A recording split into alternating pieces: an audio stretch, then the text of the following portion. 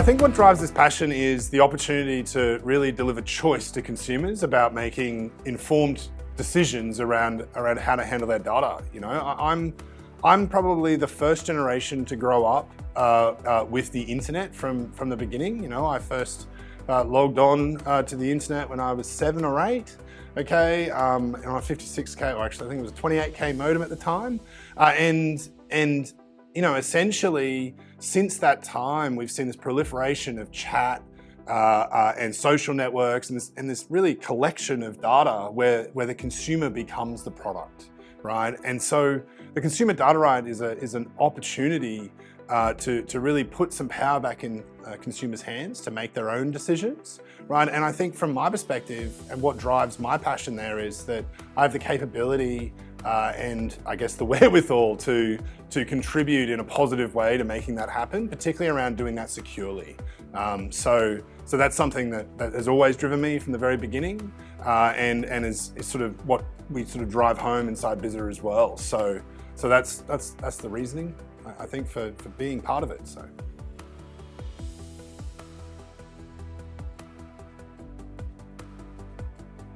So I think nearly all banking holders now are online, so that's a positive sign. And broadly speaking, I think data access is available. I think organisations are having to make trade-offs between quality and performance in delivering their solutions. And that's particularly because the CDR really does set a new threshold on those requirements when compared to internet banking. I think it's a bit of a misnomer to do a comparison between internet banking and CDR, because the performance requirements of CDR, as specified, are very, very high. So I think overall data quality is improving. I think also data recipients have had to evolve their solutions. They perhaps had access patterns that were more suitable to screen scraping, that they've had to evolve over time to be more suitable to CDR. And I think over time we're seeing good progression there. We're not. If you compare our progress to the UK and their open banking journey, we're about on track, right? And I think we'll see continued improvement of both performance and quality, particularly as we get more recipients online, particularly recipients of holders themselves, right? Ones wanting to compete with other holders and you know, gain customers from other holders. That will sort of drive their own implementations as well, because now they'll have an imperative to improve their own outcomes.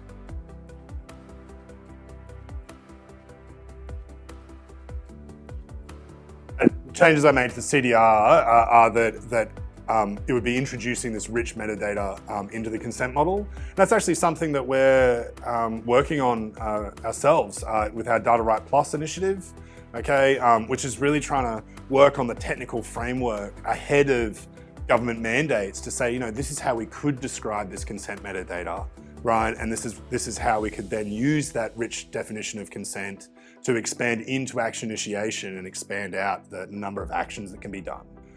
I think many people are very careful about, or they're apprehensive about action initiation, primarily because they see it as payment initiation, whereas our perspective here is that data sharing itself is an action, okay? And maybe we should be reframing action initiation along the lines of a rich metadata definition, along with a rich consent model, okay, where data sharing is the action that we grandfather into that new framework, and then expand out from there.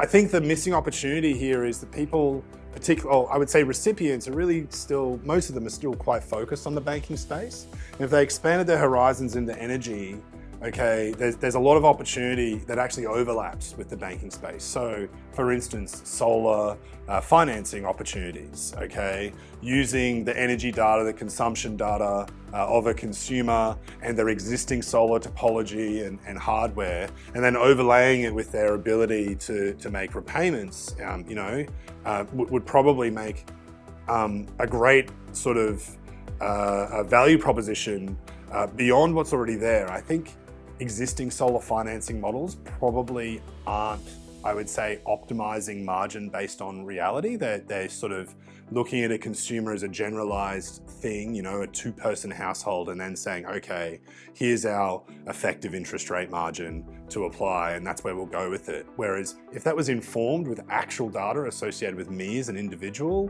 and my consumption patterns, then they could still maintain their margins while optimizing what is delivered to me, you know, on an individualized basis. So I think possibly the biggest opportunity that we haven't seen right now is an intersection of energy and banking data, and creating a value proposition out of the combination of the two.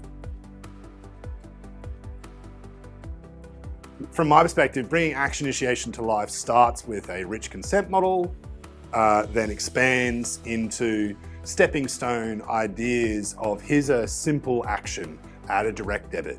Okay, or I should say add a payee. That's a simple, relatively low risk, right? Create a payee, okay, inside banking. And then slowly and progressively expand the scope of those actions, or the number of actions available, to eventually get to something like payments.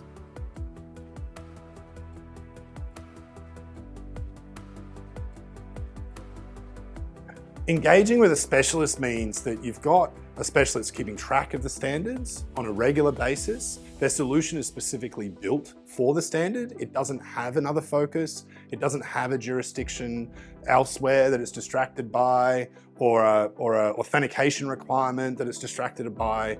Its primary focus is delivering CDR. And I mean, that is what Bizza does.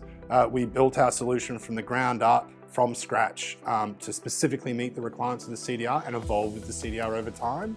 And that's led to a situation where our customers get reliability of solving those CDR problems, and predictability when it comes to the commercial outcomes.